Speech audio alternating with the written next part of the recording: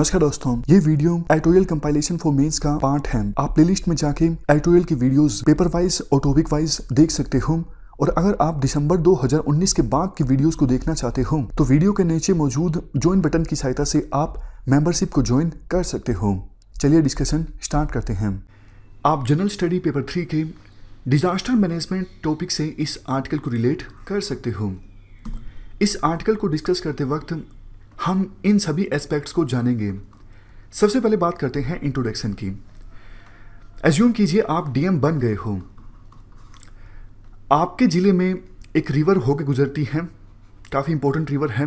Monsoon का season चल रहा है और इस सीज़न में आपको एक इन्फॉर्मेशन मिली है सेंट्रल वाटर कमीशन से कि रिवर में पर्टिकुलर पॉइंट पर 24 घंटे में पानी का जो लेवल है वो बढ़ने वाला है, मतलब पानी का लेवल राइजिंग है। और आपके पास सिर्फ 24 घंटे हैं एक्ट करने के लिए। और कुछ आपको नहीं बताया गया है। क्या ऐसी कोई प्रोबेबिलिटी है कि आसपास के गांव में जल भराव हो सकता है या फिर डेंजर कितना है, कोई अतिरिक्त इन्फॉर्मेशन आपको नहीं मिली है। आपके पास सिर्फ 24 घंटे हैं एक्ट करने के लिए। क्या आप ठीक से एक्ट कर पाओगे? शायद नहीं। इस मॉडल को कहते हैं डिटरमिनिस्टिक फ्लड फोरकास्टिंग मॉडल। देखो, 3 तरह की एजेंसीज हैं। एक है आईएमडी, इंडियन मेट्रोलॉजिकल डिपार्टमेंट। ये तो वेदर की फोरकास्टिंग करते हैं कि बारिश कितनी हो सकती है, साइक्लोन की संभावना है या फिर नहीं है, ये सब चीज़ें इनकी तो फोरकास्टिंग की जाती है आईएमडी के द्वारा। इसके बाद काम स्टार्ट होता है सीडब्ल्यूसी का, सेंट्रल वाटर कमीशन। ये कमीशन क्या करता है? आईएमडी के डेटा को उठाता है, मतलब आईएमडी ने जो वेदर फोरकास्ट किया है उस डेटा को लेता है, साथ के साथ लोकल टोपोग्राफी को भी कंसीडर करता है। लोकल टोपोग्राफी कैसी है, ज़मीन कैसी है, प्लेट्यू है या फिर कैसा ज़मीन का स्ट्रक्चर है, उसके आधार पर फ्लड की फोरकास्टिंग की जाती है सीडब्ल्यूसी के द्वारा। समझ गए? मतलब वेदर संबंधित डेटा लिया जाता है आईएमडी से, लोकल टोपोग्राफी और दूसरी कंडीशंस को देखा जाता है और फिर सीडब्ल्यूसी बताता है फ्लड आने के कितने चांसेस हैं। लेकिन देखो, चांसेस किस फॉर्म में बताए जाते हैं उसे कहा जाता है मॉडल ऑफ फ्लड फोरकास्टिंग। ये जो मॉडल है ना कि 24 घंटे पहले बताना कि रिवर में पर्टिकुलर पॉइंट पर पानी का जो लेवल है राइजिंग है या फिर फॉलिंग है, ये है डिटरमिनिस्टिक फ्लड फोरकास्टिंग मॉडल। फिर से बोलता हूं, इस प्रकार से फ्लड को फोरकास्ट करना यह है डिटरमिनिस्टिक फ्लड फोरकास्टिंग मॉडल। इसमें दिक्कत यह होती है and user agencies. And user agencies कौन सी हैं? जैसे आप डीएम हो, मतलब डिस्ट्रिक्ट एडमिनिस्ट्रेशन, जिनको फाइनली एक्ट करना है, या फिर म्यूनिसिपैलिटीज या फिर डिजास्टर मैनेजमेंट से संबंधित ऑर्गेनाइजेशन। इनको बड़ी दिक्कत आती है एक्ट करने में, क्योंकि फ्लड की जो फोरकास्टिंग है ना बिल्कुल निश्चित नहीं है, अनसर्टेन है, वेग है कि 24 घंटे का टाइम इनको मिला है और सिर्फ इतना बताया गया है पानी का लेवल पर्टिकुलर पॉइंट पे बढ़ रहा है, घट रहा है।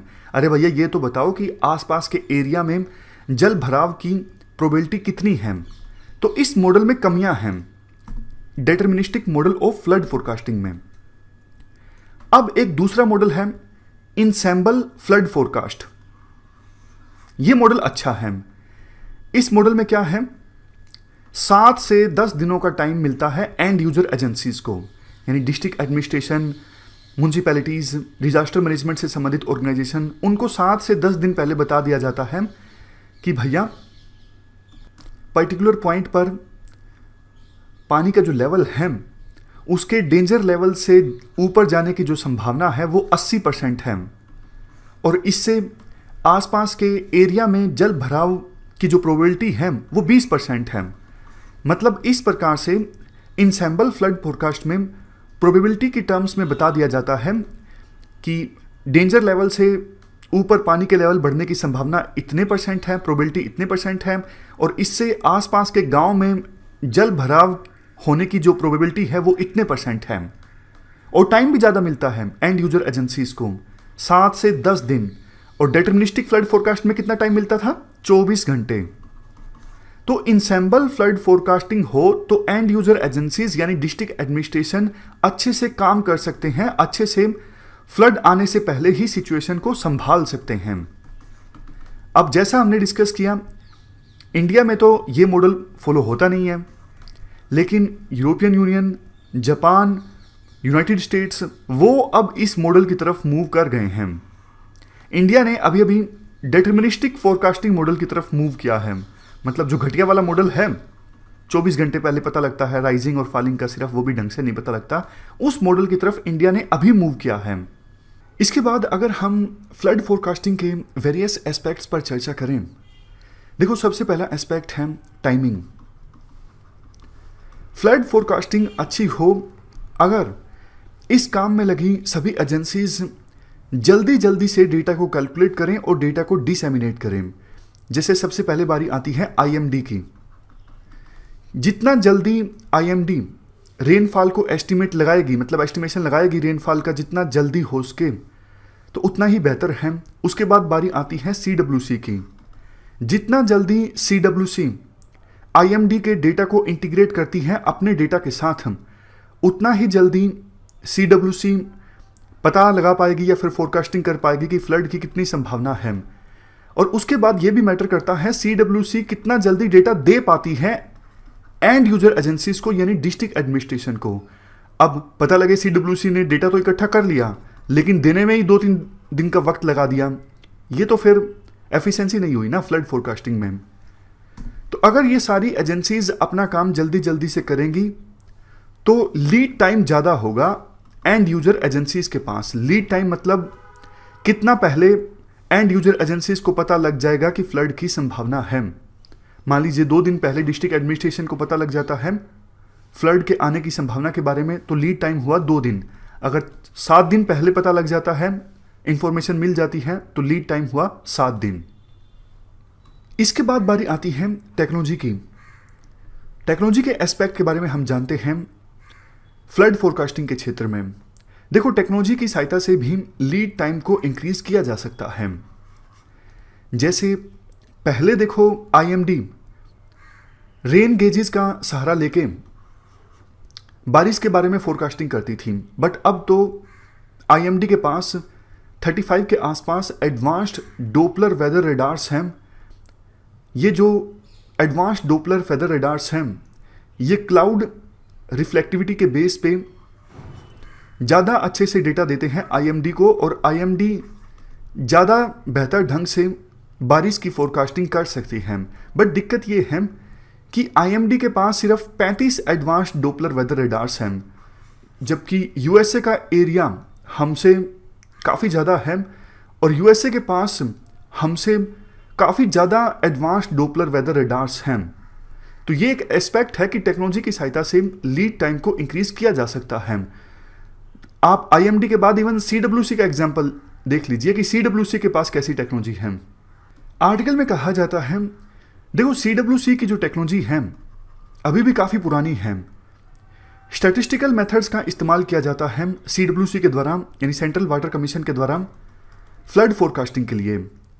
अब होता क्या है, स्टैटिस्टिकल मेथड्स का जब आप इस्तेमाल करोगे ना, तो ये थोड़ा मैनुअल मेथड है। आपको जो एडवांटेज मिला, मतलब आईएमडी ने जो आपको एडवांटेज दिया एडवांस्ड डोपलर का इस्तेमाल करके, वो एडवांटेज आपने खो दिया, क्योंकि सीडब्ल्यूसी तो पुराने मेथड्स अभी भी इस्तेमाल कर रही है। समझ गए? मैं फिर से बोलता हूं, देखो फ्लड फोरकास्टिंग में सीडब्ल्यूसी क्या करती है, डेटा आईएमडी के डेटा को इंटीग्रेट करती है। आईएमडी ने अच्छी टेक्नोलॉजी यूज करके आपको अच्छा डेटा दिया, जल्दी डेटा दिया, बट सीडब्ल्यूसी जो टेक्नोलॉजी इस्तेमाल कर रहा है, जो मेथड से इस्तेमाल कर रहा है, वो अभी भी पुराना है। तो इस वजह से आईएमडी का जो एडवांटेज था वो खत्म हो गया, खत्म कर दिया सीडब्ल्यूसी ने, क्योंकि सीडब्ल्यूसी अभी भी पुराना मेथड इस्तेमाल कर रही है। इसके ठीक विपरीत गूगल आर्टिफिशियल इंटेलिजेंस, ये देखो हाइड्रोलॉजिकल डेटा और फोरकास्ट मॉडल्स को काफ़ी अच्छे से अडोप्ट करता है। गूगल आर्टिफिशियल इंटेलिजेंस क्या करता है, अगर डेटा की थोड़ी बहुत कमी भी है तो भी आर्टिफिशियल इंटेलिजेंस की सहायता से काम चला लेता है, और स्टैटिस्टिकल मेथड्स जिनको फॉलो किया जाता है सीडब्ल्यूसी के द्वारा, उसकी कमियों को भी अवॉइड करता है। तो राइटर ये सजेस्ट करते हैं 2 चीज़ें करनी होगी। आईएमडी जो रेन की फोरकास्टिंग करता है, इनको तो ज़्यादा एडवांस डोपलर लगाने होंगे। हमारे इंडिया के साइज को देखते हुए। दूसरा, CWC, इनको गूगल आर्टिफिशियल इंटेलिजेंस जैसी टेक्निक का इस्तेमाल करना होगा, पुराने स्टैटिस्टिकल मेथड्स को छोड़ना होगा। लास्ट में कंक्लूजन रिमार्क्स में ये बोला जाता है, देखो पुरानी टेक्नोलॉजीज, या फिर यूं कहें एक एजेंसी के पास नई टेक्नोलॉजी है तो दूसरी के पास पुरानी है तो भी कोई फायदा नहीं होता। सभी एजेंसीज के पास नई टेक्नोलॉजी होनी चाहिए, तब जाके लीड टाइम जो है वो कम किया जा सकता है। इसके साथ साथ कोऑर्डिनेशन भी अच्छा होना चाहिए, जैसा हमने शुरुआत में डिस्कस किया।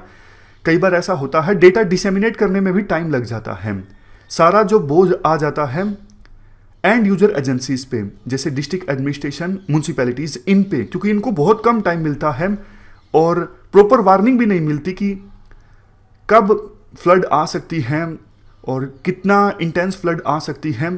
तो फिर ये एफर्ट्स लगाते तो हैं, एफर्ट्स उतने इफेक्टिव नहीं हो पाते। इसके साथ साथ लास्ट में ये भी बोला जाता है, देखो अभी इंडिया को टाइम लगेगा कि इंडिया इंसेंबल टेक्नोलॉजी का इस्तेमाल करे फ्लड फोरकास्टिंग के लिए। वैसे IMD ने टेस्टिंग स्टार्ट तो कर दी है इंसेंबल मॉडल्स की सहायता से, ताकि वेदर को फोरकास्ट किया जा सके, और इसके लिए 6.8 पेटाफ्लोप्स सुपर कंप्यूटर्स का सहारा लिया जा रहा है, परत्यूस एंड मिहिर। बट दिक्कत वही है ना, जैसा हमने डिस्कस किया। इस डिस्कशन में फिलहाल इतना ही है। Thank you very much for discussion.